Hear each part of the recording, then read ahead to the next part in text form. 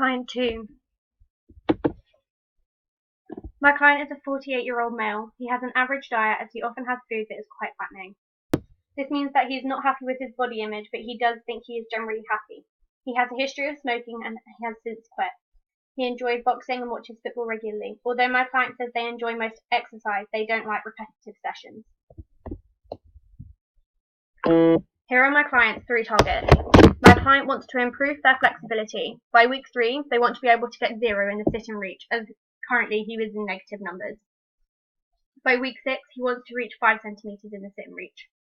My client wants to improve their cardiovascular endurance. By week 3, my client wants to be able to reach 15 in the bleep test. By week 6, my client wants to be able to reach 17. My client wants to work on their weight.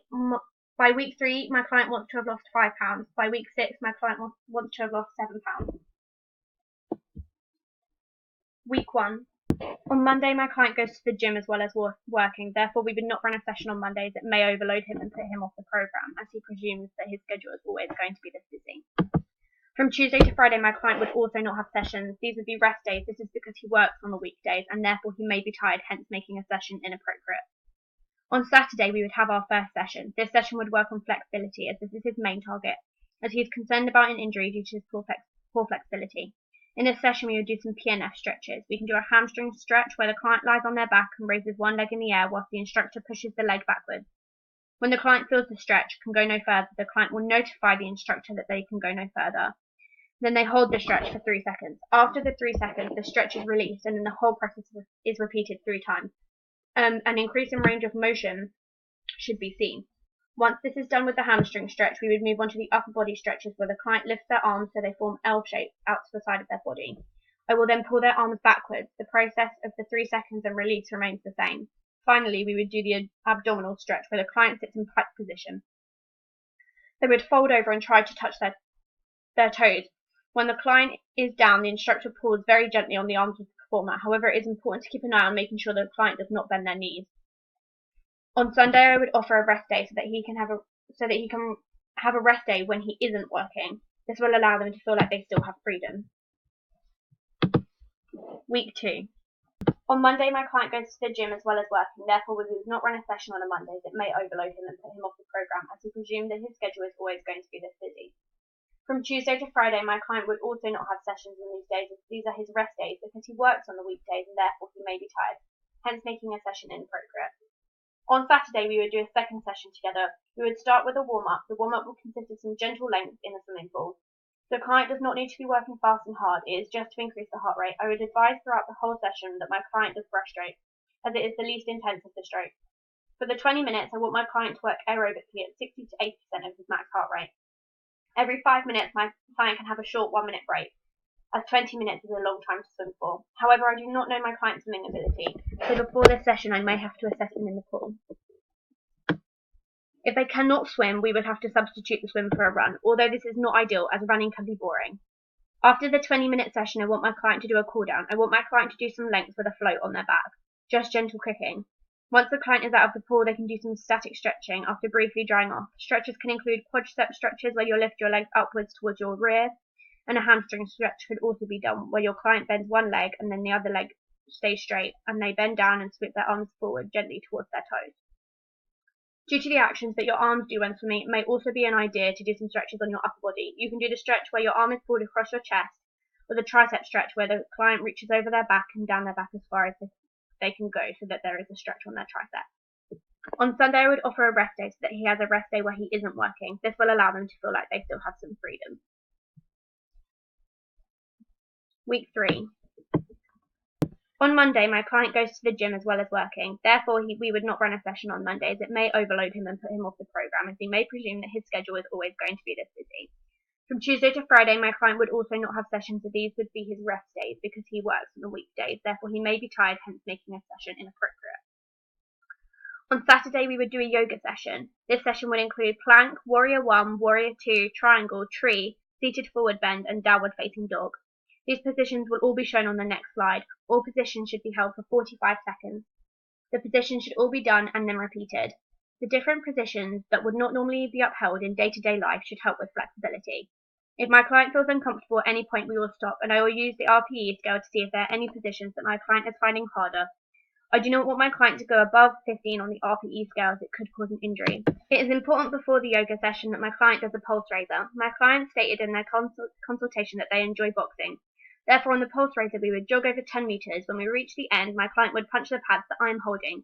He would then run back and drop down to the floor and touch his stomach to the line. This should be repeated 7 times. Here are the stretches involved in my yoga. There's the seated forward bend, plank, triangle, warrior 1, tree, warrior 2, downward facing dog. These positions need to be held for 45 seconds each. Week 4. On Monday, my client goes to the gym as well as working. Therefore, we would not run a session on Mondays. It may overload him and put him off the program, as he presumed that his schedule is always going to be this busy.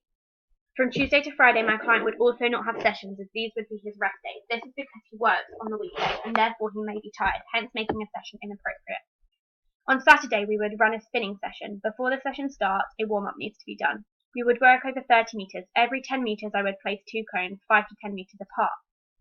My client would stand on the 30-meter line, whilst I stand on the start line. I would kick a football to my client. He would then pass it back. Once he kicks the ball, he runs to the 20-meter line. I will pass the ball to him, and he will pass it back, and then runs to the 10-meter line.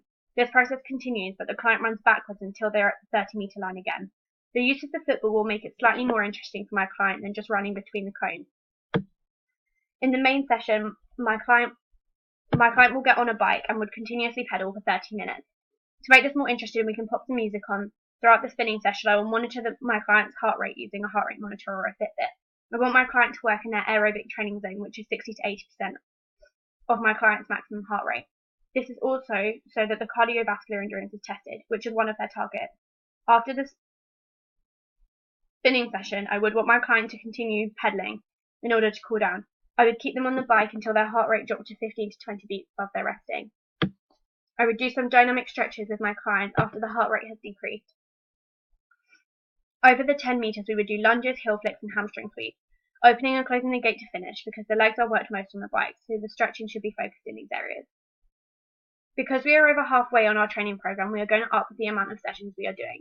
On Sunday, I would do a second session because we are in week 4, so we need to increase the frequency so the client experiences progressive overload, and we see some improvements. In this session, we are going to do Zumba. Zumba is a form of exercise that involves around arms.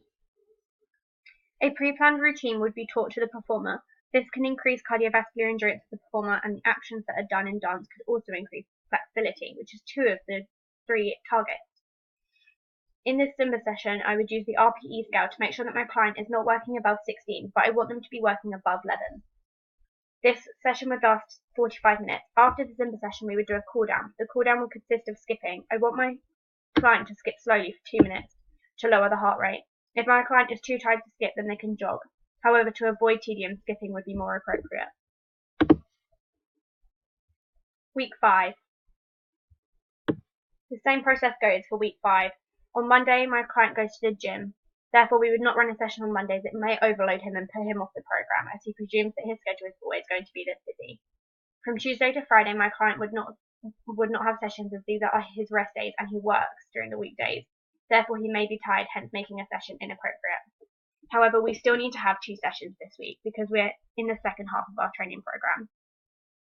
On Saturday, we would have a session. In this session, we would do another flexibility session. This session, I would want to be identical to the session we did in week 1, in hopes that we may be able to see some improvements in his flexibility. We would do some PNF stretches. We can do a hamstring stretch where the client lies on their back and raises one leg in the air whilst the instructor pushes the leg backwards. Then we would do the upper body stretches where the client lifts their arms so they form L-shapes out to the side of the body, where I will then pull them backwards. Finally, we will do the abdominal stretch where the client sits in pike position. They will fold over and try to reach their toes. While the client is down, the instructor pulls very gently on the arms of the performer. However, it is important to keep an eye to make sure the client doesn't bend their knees. With all of these stretches, the process of performing the stretch till the client can feel it and holding it for 3 seconds and then releasing and repeated 3 times should be able to see an increase in flexibility. Before the session, I want my client to do a pulse raiser. I will use a T-bar. At one point in the T, my client will punch the pads I'm holding. Between the T-bar, we would do some forward running, side steps, and backward running. The use of the punching bag should keep the session more interesting, as boxing is one of his passions. At the end of the session, my client would need to cool down. A gentle jog of the T-bar, like the warm-up, but at a lower intensity. This will be performed for 2 minutes. It will be optional if my client wants to still use the punching bags, as they may be tired but could also boost interest. On Sunday, we will do a boxercise session. I will make this session continuous so that it helps with cardiovascular endurance and weight loss, which are 2 of his targets. But we are also doing boxercise because one of his passions is boxing. Therefore, he may take some enjoyment in this session and keep him interested, which is important because he is near the end of his 6-week program. In this session, we would do a circuit. I would start with a sprint over 30 meters, then a period of skipping for 30 seconds, then another sprint over 30 meters, and then 30 seconds on the punching pads. This circuit will be done 3 times. Then my client will have a minute break, then the circuit will be performed again. Our warm-up before the session will consist of 5 minutes on an exercise bike, followed by dynamic stretches over 10 meters. These stretches include lunges, open and closing the gates, heel flicks and high knees. At the end of the session, these dynamic stretches will be performed again over the 10 meters to cool down. During the main session, it is important that it is always completed at a high intensity, at least 80% of his maximum heart rate. He should be working anaerobically because he is only working for a short period of time. This is why the recovery period of a minute is essential. Week 6. Again, on Monday my client goes to the gym as well as working. Therefore, we would not run a session on Mondays. It may overload him and put him off the program. From Tuesday to Friday, my client would also not have sessions, as these are his rest days, and because he works on the weekdays, therefore he may be tired, hence making a session inappropriate. On Saturday, we would do a session that works on cardiovascular endurance, which is one of my client's targets. At the same time, this session can help with weight loss.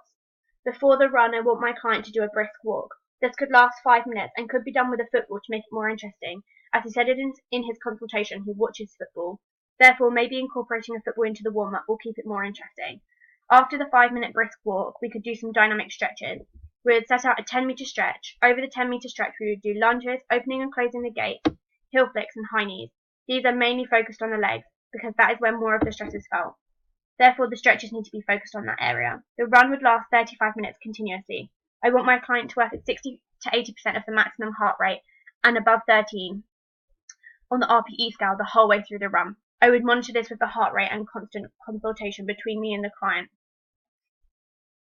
My client would work continuously in order to reach their target, to target their cardiovascular endurance and burn calories to lose weight. At the end of the run, my client would need to participate in a cool down.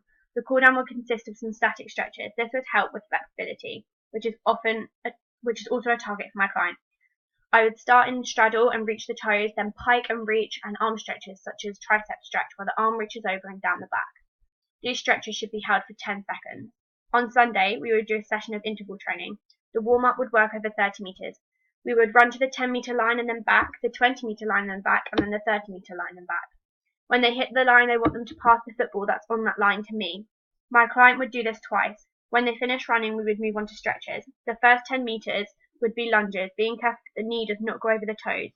Over the next 10 meters, we would do high knees and try to reach that right angle, and then the final 10 meters would be heel flick. Over the 30 meters back to the start, my client would do side steps.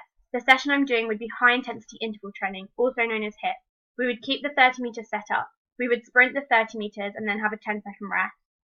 This would be done 10 times. We would then decrease the distance to 20 meters. This would be done 5 times with a 10-second rest in between each sprint. Finally, over 10 meters with a 10-second rest. This would be done twice. Throughout the whole session, my client needs to be working anaerobically. I would check this by making sure they're working above 80% of their maximum heart rate and above 16 on the RPE scale. To cool down, my client would work on an exercise bike for 2 minutes to decrease their heart rate, followed by some dynamic stretches, lunges, heel flicks, high knees, opening and closing the gate, all over the 10-meter stretch we set up. The reason that we need to work on the bike for 2 minutes directly after the session is because my client will have been working anaerobically, so the heart rate needs to remain elevated. The dynamic stretches that I chose are mainly targeted on the legs because that's where the most stress is found in the high intensity interval training session I've just done.